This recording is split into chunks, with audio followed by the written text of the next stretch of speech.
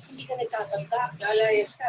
Gusto mo, sa tumakatid mo. Ay, ikaw natuturo ng kalandang dito. Pamangkin ka. Nakakapagod kayong maalin. Minsan mo kami mga anak mo. Ilaw ng tahanan.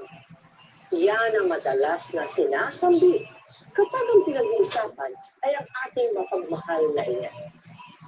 Pero paano kung bilang anak ang iyong ina ay puro madidilim at mapapait na alaala ang iginunit sa iyo?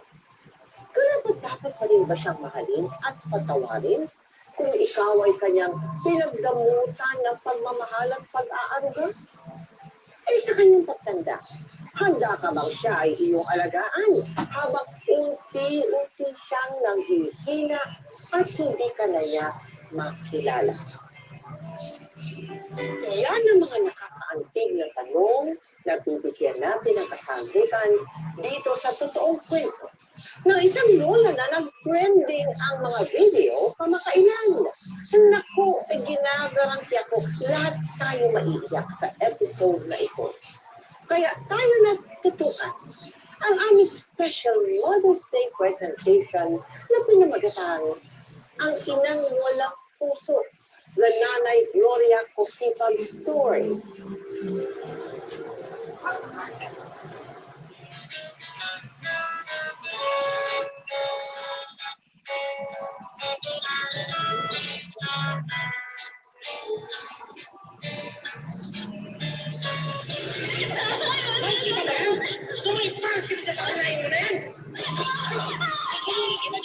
Oh, wala kay silbi! Pasino sana kaya natin! Sino nga dito? Tatay mo dahil sa'yo! Isang bata ka! Hindi ka lalabas dyan!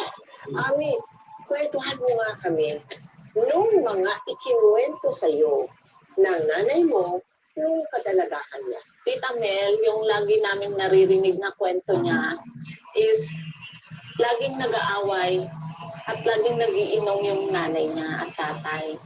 Siya yung panganay, so siya po lahat yung inuutusan, gumagawa sa bahay para mamasukan ng katulong. Oh, Yan po. at no right child.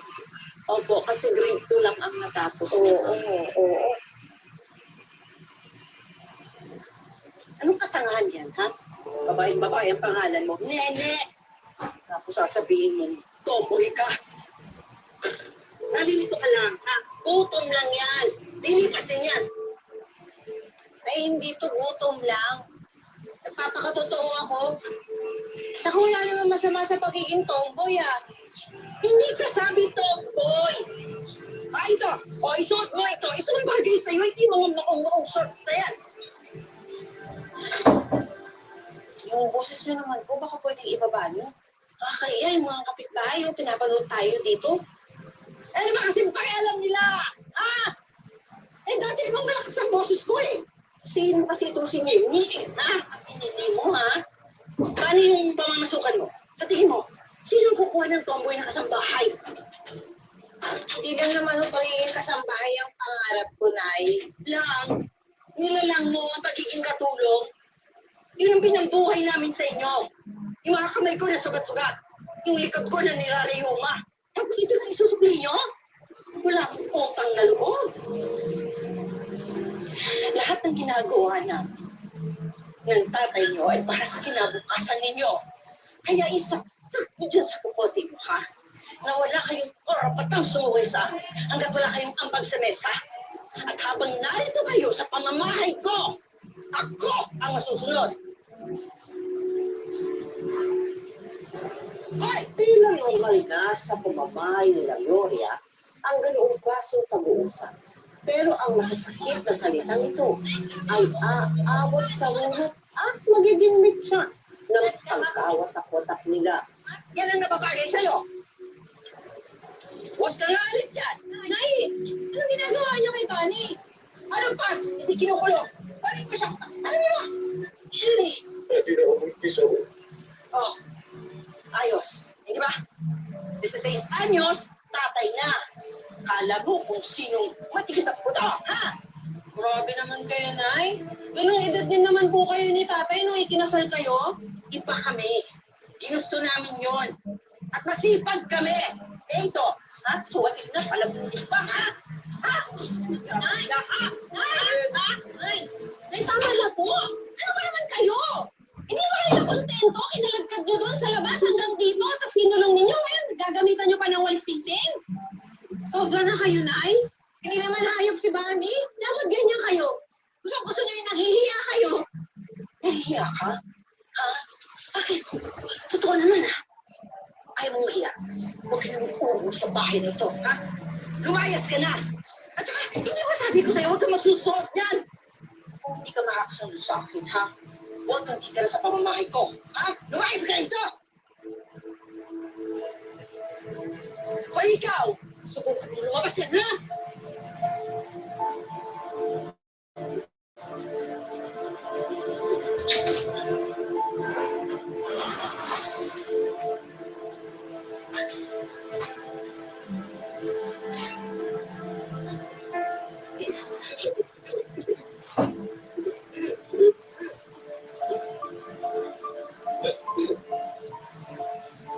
Ate, akala mo pwede ba magbago yung isip mo?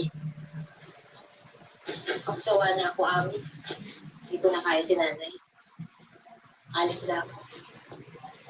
Pero huwag kayo mag-alala. Babalikan ko kayo. Pasasamahan kita sa barangay para mapalabas si Bunny.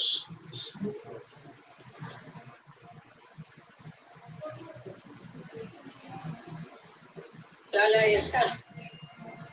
Sige, lumayas ka. Kung gusto mo, saan ka itong mga kapatid mo? Ay, sandali.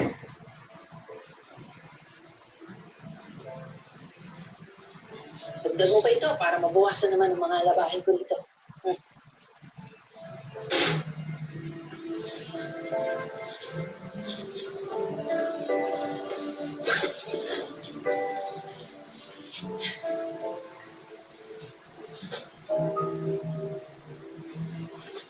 Oo ka ba yan, si nanay? Si Bunny?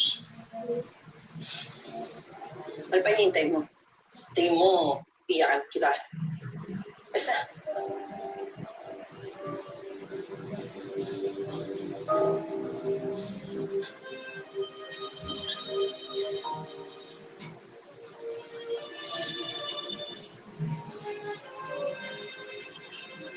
Para sa birthday niyo, Day. Happy birthday.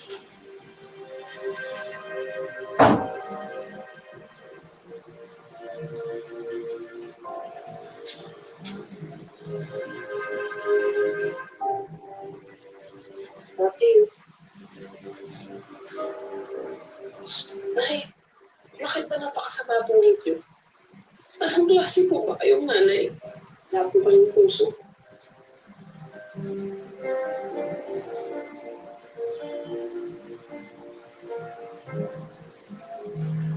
Anong feeling mo, no, pag sinasaktan ka?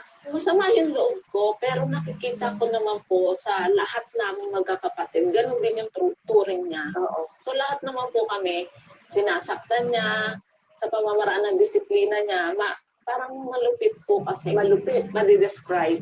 Oo, Tay. Susunod kasi, huwag ko kayong basta-basta umaakit ng puno.